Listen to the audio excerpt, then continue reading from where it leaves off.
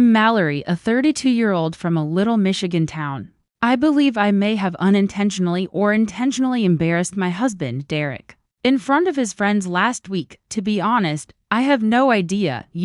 I was just being honest, but it seems like people can't stand being honest nowadays. We've been married for 3 years, and Derek is a wonderful man, steady, trustworthy. A classic lovely person, you know what I mean. As a 37-year-old financial advisor, he has excellent money management skills, which is fortunate for me since, let's face it, I've never been very good at handling that aspect of my life. He actually came to my rescue and saved me in every manner. I was trying to make it as a nail tech while raising my kid, Jaden, while living in a rundown apartment and drowning in debt before I met him. He is now 10 years old, and to be honest, Derek has been a better father to him than his original father ever was. In any case, Derek and I had a date night out last Saturday when we went to supper with his pals. His friends' wives are all these put-together little Stepford types, always chatting about their children's ballet recitals or how they're remodeling their kitchens, which is why I usually detest these gatherings.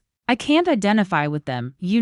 I grew up differently. In any case, they undoubtedly think I'm trashy. I assume Derek didn't care, but apparently he does. Everyone is laughing, sipping wine, and discussing trips at this steakhouse. Mallory, how do you and Derek make it work so well? You seem so happy. One of the wives, Amanda, I believe, asks me. I can feel their eyes on me, and I feel compelled to say something witty or humorous for some reason. I chuckled and added, well, it's easy when you marry your safety net. I didn't have any trouble saying it, even though I expected them to laugh. There was this strange silence instead. For a moment, Derek's face froze, and then, as if to hide it, he managed a small laugh. Amanda and the other spouses exchanged glances with one another, which is a smug way for women to communicate when they are judging you but don't want to show it. I could sense his wife, Laura, attempting to hide her laughter while the boys chuckled awkwardly. And one of Derek's pals, Brad, murmured something along the lines of, well, honesty's the best policy. Even worse than if she had said something hurtful was that chuckle. She seemed to be making fun of me, as if I were the joke. I didn't believe I had said anything incorrectly at the moment. My safety net is Derek. Why can't I acknowledge that he spared me from a miserable existence? Although I'm appreciative, it seems that stating it aloud makes me a monster. And that's not the only reason I married him. I adore him, yes, I do. He gets along well with Jaden, is stable, and is kind. I won't lie, though, his financial security had a significant role. Is that really so bad? It seemed sensible to me. It was strange after dinner. It was rare for Derek to be silent on the way home. He's not on. Something was clearly gnawing at him. He simply shook his head and remained silent when I inquired what was wrong. I realized then that it wasn't nothing. He hardly gave me a glance the following morning. He was occupied with household chores, repairing a creaky cabinet, tidying up the garage, and generally avoiding me. Are you mad about something? Was it what I said at dinner? I finally lost my temper and confronted him directly. For the first time since I've known him, he appeared dissatisfied when he glanced at me, not outraged or furious, just disappointed. Do you really see me that way, as just a safety net? He asked in a tone that surprised me because I didn't think he would take it so seriously. He didn't laugh with me, even though I tried to laugh it off. He waited for a response, just staring at me. Derek, come on, you know I didn't mean it like that. I was joking. Then again, was I really saying that? Perhaps it began as a joke. But now that he mentioned it, I saw that there was some validity to it. I began by expressing my gratitude for all that he has done for Jaden and me, and how secure I feel in his company. However, as I spoke, I could see his face lowering more and more, as if every word I spoke only made it worse. When he eventually questioned, do you love me for me, or for what I provide? I was at a loss for words and was frozen in my tracks. Is my love for him sufficient? Does loving someone include appreciating what they have to offer and how they improve your life? He obviously felt that way, but I didn't think I was incorrect. It was tense. But Derek didn't bring it up again after that morning. I sensed that he no longer held me in the same way or looked at me the same way. I made an effort to show him how much I cared by making amends. I prepared his favorite dishes, such as grilled salmon one evening and pasta carbonara the next. Even though I detest doing things like that, I offered to help him clean the garage, But it seemed like he was viewing me differently since no matter what I did, there was suddenly a wall between us. His question, "Do you love me for me or for what I provide?" kept coming back to me, and I detested that he had even asked it because it seemed like he was trying to catch me off guard and wanted me to say something inappropriate, so he could be upset with me. However, that was unfair. He is patient, compassionate, and has supported me when no one else has. I do adore him. Is that not love? What else is included, and why is that important? The notion that I had to prove it to him persisted, though. I sat Derek down after dinner a few days later when Jaden was at a friend's house. He nodded, but his countenance remained reserved. "Can we talk? I feel like you're upset with me, and I really hate this tension between us." I put on my softest voice and my most contrite face. When he said, "I'm listening," I began sharing everything I had, or at least what I believed he would want to hear. "Derek, I love you. I mean that. You've been the best thing that's ever happened to me. I'm sorry if what I said at dinner hurt you. I was just nervous, trying to make conversation, and it came out wrong. You know me, I'm impulsive. I don't always think before I speak. But I swear I didn't mean anything by it." He sighed like he wanted to believe me but couldn't quite get there. "Okay," he said slowly, "but I need to ask you something, and I want you to be honest." Leaning in to appear as genuine as possible, I responded, "Of course. Why don't you want to have another child?" That question hit me like a punch in the gut.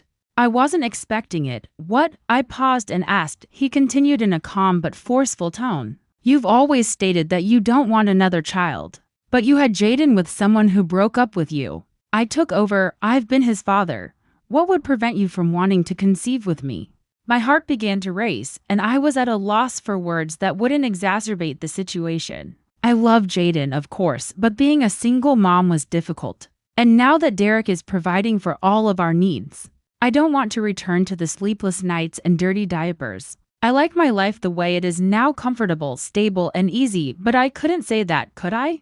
Jaden was an accident, the result of poor choices and bad timing. Instead, I answered, "I just think Jaden is enough," adding that we now have a good balance. "Don't you think that having another baby would make things more difficult?" He narrowed his eyes as if he could see right through me. "Mallory, that's not exactly a response. It sounds like a justification. What do you want me to say?" "Derek," I snapped, "that I'm afraid. That I don't believe I'm capable of handling it, for that is the reality. It was awful the one time I went through it. I'd rather not do that again." Before shaking his head, he gave me a long look. "But you were willing to do it with someone who didn't even stick around," he said. "And now you won't even think about it when you're with someone who has supported you and truly loves you. You know what that looks like. You're making this about yourself." "But why?" My anger erupting, I yelled, "Derek, this isn't about you. This concerns me and my capacity for handling. I apologize if that doesn't align with your idealized notion of what a wife ought to be."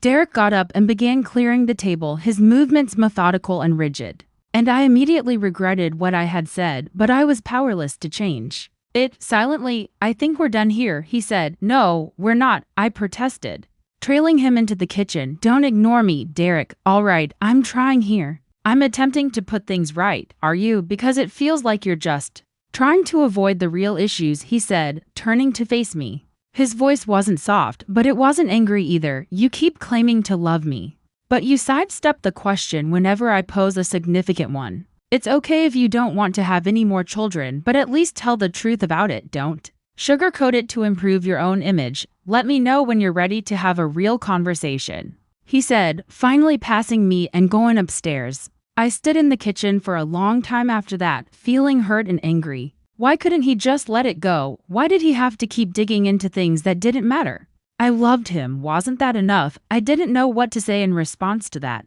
So I just stood there, staring at him, my mind racing, searching for a way to salvage this conversation, but nothing came.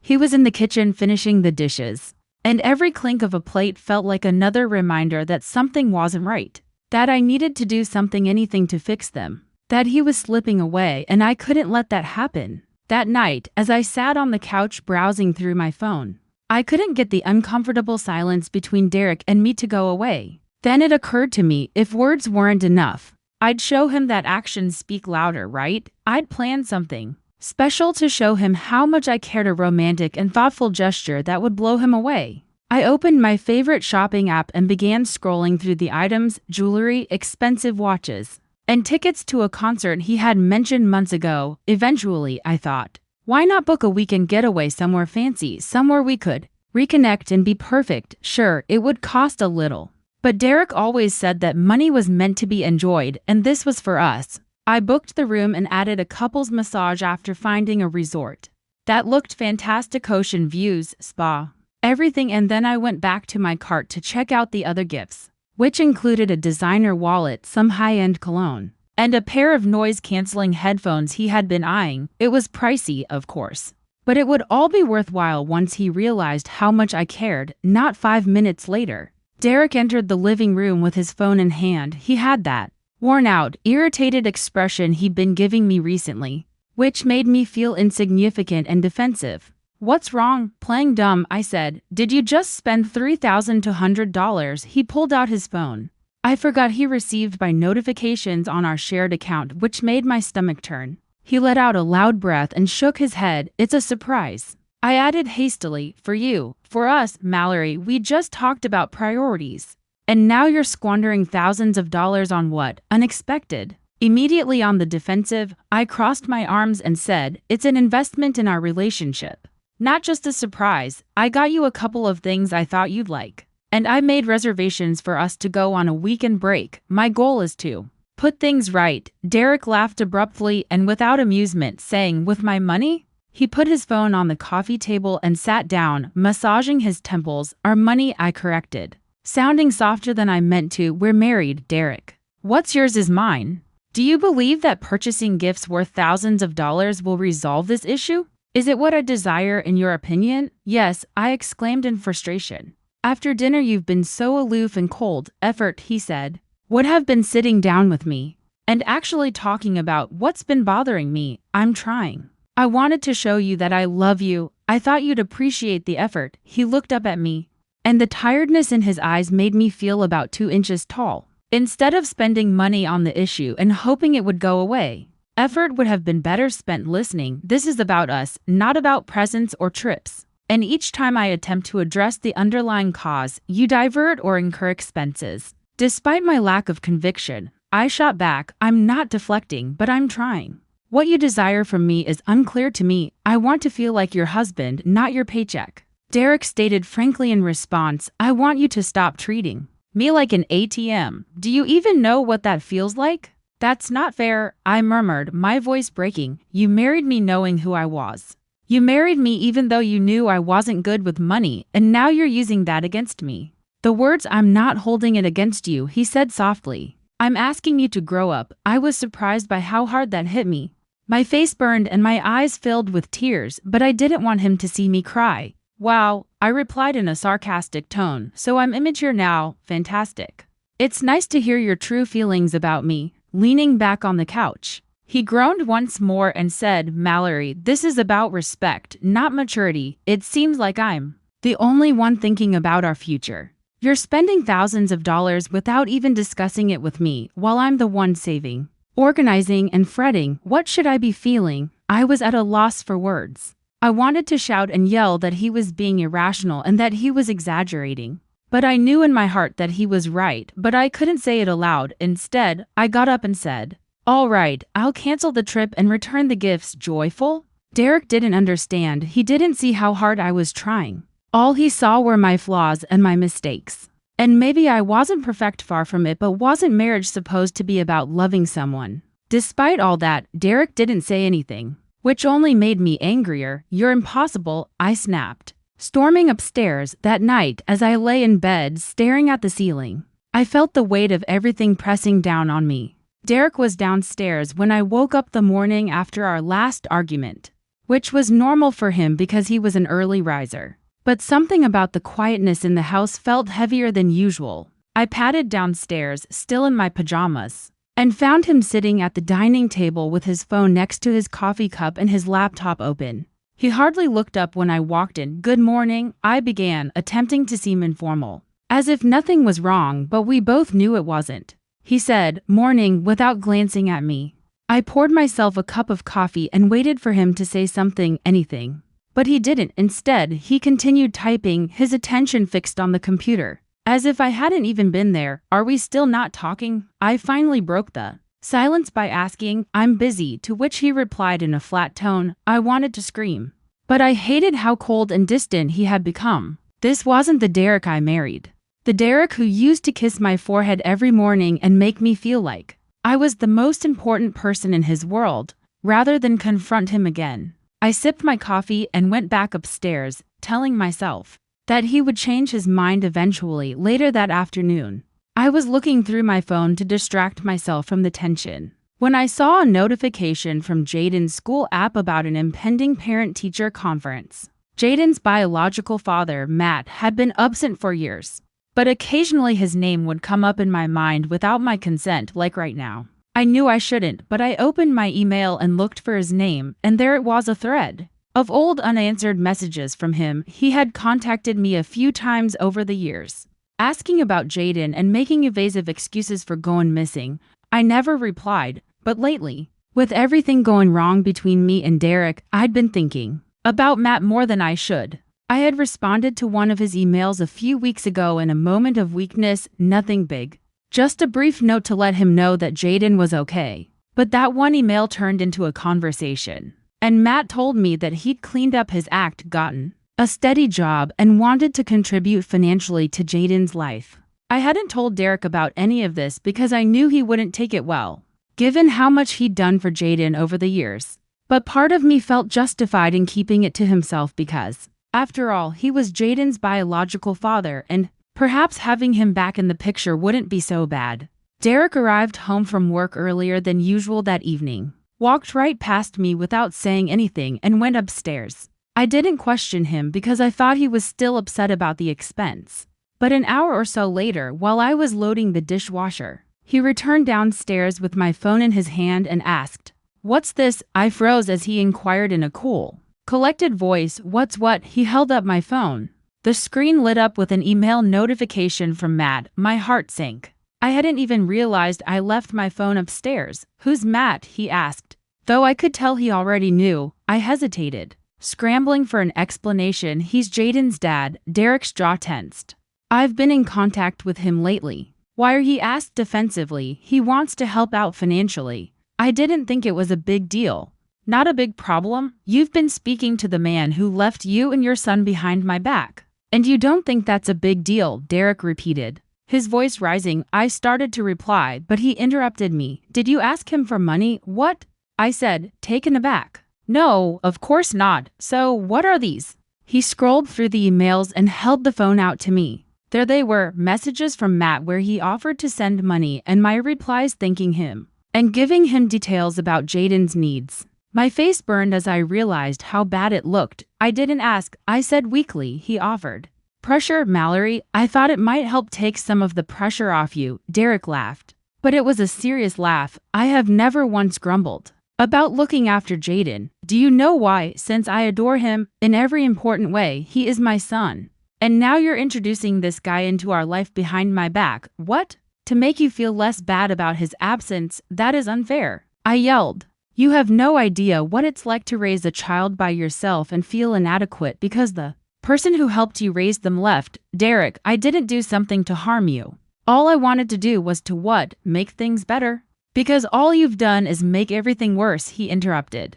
I stood there, stunned, as he shook his head and walked out of the room. A few minutes later, I heard the door slam. He didn't come home that night. The next morning, I woke up to find Derek still gone. My stomach churned as I tried to piece together what to do next. Should I call him, apologize, and pretend like none of this had happened? I couldn't decide, so I just sat there, scrolling through my phone, waiting for some kind of sign. It came in the form of a knock at the door.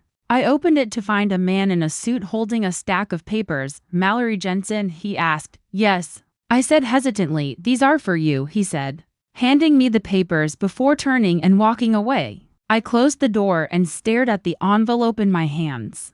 My name was printed neatly on the front and inside. The words "petition for divorce" stared back at me. For a moment, I couldn't breathe. My chest tightened as I flipped through the pages, scanning words like irreconcilable differences and division of assets. This wasn't happening. Derek wouldn't do this. He couldn't.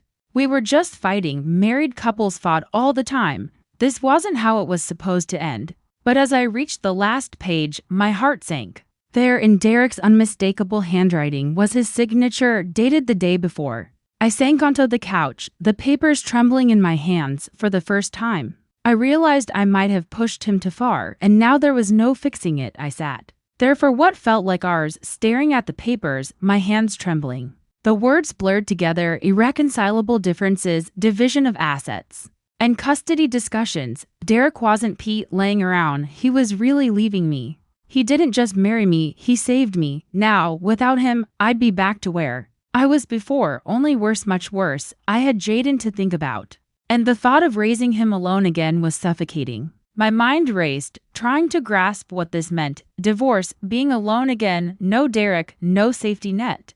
No life as I knew it. I thought back to when we first met. How he swooped in and fixed everything that was broken in my life, financially, emotionally. Everything. Later that night, Jaden was upstairs, blissfully oblivious to the massive changes that were about to take place in his world. I was sitting in the kitchen, trying to figure out how I was going to survive because I hadn't had a real job in years, not since Derek and I got married. I had barely made ends meet as a nail tech before that, and that wasn't going to cut it now.